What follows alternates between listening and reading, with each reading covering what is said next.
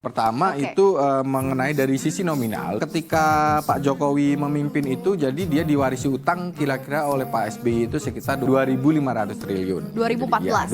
Iya, 2014. Kemudian dengan program-program yang sangat masif, karena memang Pak Jokowi itu berbeda gaya dengan Pak SBY. Pak Jokowi itu lebih agresif gitu ya, dan itu tercermin dari upaya untuk ekspansi fiskal yang salah satunya memang dibiayai oleh utang. Nah, makanya kita bisa lihat kenaikannya luar biasa. Jadi ada pertambahan sekitar 5.250 triliun untuk Pak Jokowi saja sampai dengan sekarang. Artinya sebelum kepemimpinan berakhir itu sudah 5.250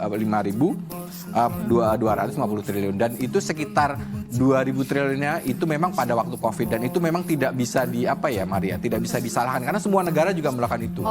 Karena memang pada waktu itu ekonomi jeblok, pajak jeblok, sehingga memang pemerintah butuh biaya yang sangat besar dan sehingga berutang. Dan itu sangat wajar dilakukan semua negara. Jadi memang menjadi jumbo, jadi menjadi sekitar 7.000. Jadi kalau bisa dikatakan bahwa secara normal itu utang yang untuk ekonomi katakanlah dalam konteks ekspansi fiskal itu memang cuma 2.500 triliun gitu. Yang 3.000, yang 2.000 itu karena COVID. Nah, kita akan lihat slide selanjutnya adalah gambaran dari ekspansi fiskalnya itu manfaatnya apa sih, dampaknya ya.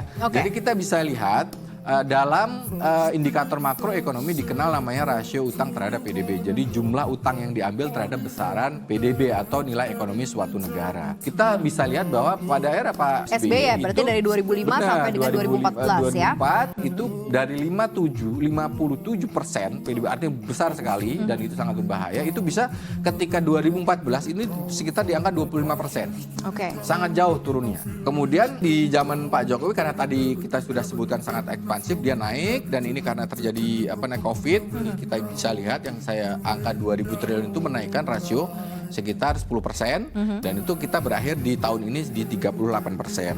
Nah, kalau kita bisa lihat sebenarnya, padahal catatannya Mas Faru, saya sedikit, padahal catatannya sebenarnya di era 2008 ini pun juga ada krisis ya, global sebenarnya ya. Tapi ini prestasi yang bisa dilakukan ya. Artinya memang cukup baik ya kalau untuk pengelolaan utangnya gitu. Nah, kita lihat bahwa sebenarnya utang itu untuk apa? Utang itu adalah kalau dalam konteks kebijakan fiskal itu adalah untuk membiayai ekspansi fiskal atau membiayai pembangunan dari sektor pemerintah. Pada waktu Pak SBY itu 10 tahun itu rata-rata defisit APBN itu cuma 1,6%. 1,6%. Tapi hasilnya rata-rata pertumbuhan ekonomi bisa hampir 6%.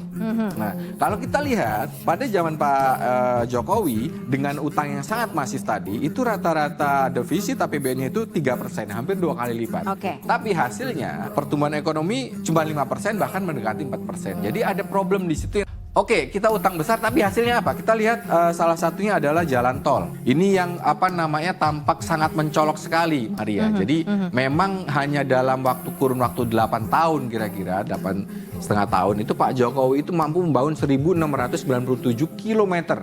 Prestasinya itu di atas semua presiden yang ada gitu. Jadi 5 kali lipat dari zamannya Pak SBY. Tapi ini kan jalan berbayar. Kita lihat anggaran yang sekitar 4.000 triliun itu, yang infrastruktur itu apa saja hasilnya. Kita lihat slide selanjutnya untuk jalan yang tidak berbayar, jalan biasa. Jadi jalan yang tidak berbayar itu dibagi menjadi 3, jalan negara, jalan provinsi, dan jalan kabupaten dan kota. Kita lihat bahwa ini berkebalikan dengan tol. Pak SBY bisa membangun jalan tidak berbayar itu 5 kali lipat dari zamannya Pak Jokowi. Jadi berbanding terbalik. Sangat prestasinya Pak SBY cukup bagus. Itu hanya dikalahkan oleh Pak Soeharto yang rezim Orde Baru 32 tahun, jadi wajar. Dan memang ini jadi isu nasional. Kemarin kan di Lampung jalanan rusak, di Jambi jalanan rusak. Ini yang kemudian publik bertanya, utang besar ini buat apa? Tapi memang infrastrukturnya Pak Jokowi tidak hanya jalan tol. Selanjutnya kita bisa lihat banyak sekali, ada tol, ada jalan, kemudian ada pembangkit listrik, kemudian bendungan, ada bandar udara, kemudian pelabuhan juga. Jadi sangat masif sekali gitu. Utang yang besar tadi worth it atau setara, wajar untuk membangun ini. Kita lihat indikator makro selanjutnya, yaitu namanya ICAR. Jadi yang disebut ICAR ini standar untuk kita melihat efektivitas investasi atau rasio untuk menggambarkan berapa besar modal yang harus dikeluarkan untuk menambah 1 unit tambahan atau ekonomi baru atau output baru gitu. Jadi kalau kita lihat ICER-nya itu tuh naik. Jadi sejak dari zaman Pak SBY itu kalau secara rata-rata sampai dengan 2014 itu di angka 4,18. Dan itu angka yang relatif wajar ya, 3-4% itu memang relatif wajar. Artinya apa? Untuk menambah 1% pertumbuhan ekonomi dibutuhkan modal 4,18%. Nah, ketika zaman Pak Jokowi itu rata-rata ICER-nya itu menjadi naik. Ini negatif karena ada COVID, ekonomi turun. Jadi rata-rata di zaman Pak Jokowi itu 6,9, hampir 7%. Jadi angka ini berarti drastis ya kategorinya. Drastis peningkatan. Artinya apa? Jadi kalau zaman Pak Jokowi untuk 1% dia butuh nambah 7. Kalau zaman Pak dulu sebelumnya cuma nambah 4. Jadi kan boros gitu ya. Kira-kira jadi itu gambarannya gitu. Jadi ada rupanya utang yang besar tadi itu terlalu boros gitu. Terlalu tidak efisien gitu. Dan kita juga bisa kembali lagi kenapa kita berhutang banyak, bisa menjelaskan kenapa hutangnya terlalu besar, gitu adalah rasio pajak terhadap PDB. Jadi jumlah penerimaan pajak terhadap PDB. Nah, kalau kita bisa lihat trennya memang ini sejak ini krisis 2008 yang membuat banyak sektor usaha bangkrut hingga turun gitu kan. Berarti ini zaman Pak SBY ya sebelumnya ya. Sampai kira-kira di sini ya kan di angka sekitar di atas 11% lah.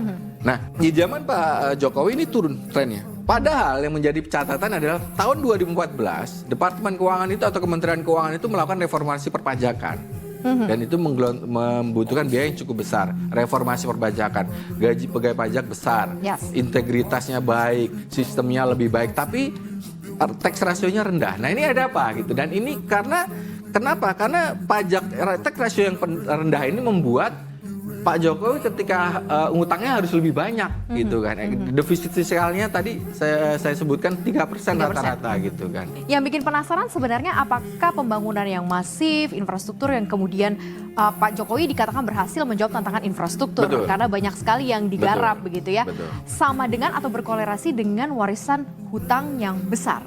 Apakah selalu seperti itu ya Mas Ma'ruf? Seharusnya kalau kita ngelihat tadi angka-angka tadi seharusnya bisa lebih efisien. Nggak terlalu besar lah seharusnya utangnya. Artinya nggak sebesar itulah. Artinya apa? Kalau kita bisa lebih efisien, utangnya nggak terlalu besar, dampak ekonominya lebih besar. Contoh kayak Pak SBY, rata-rata defisitnya cuma 1,6, tapi pertumbuhan ekonomi bisa 6%. Pak Jokowi dengan jumlah defisit yang jauh lebih besar, 2 kali lipat, tapi hasil ekonomi hasil outputnya lebih rendah. Itu yang menarik kita diskusikan. Kenapa? Dan itu menjadi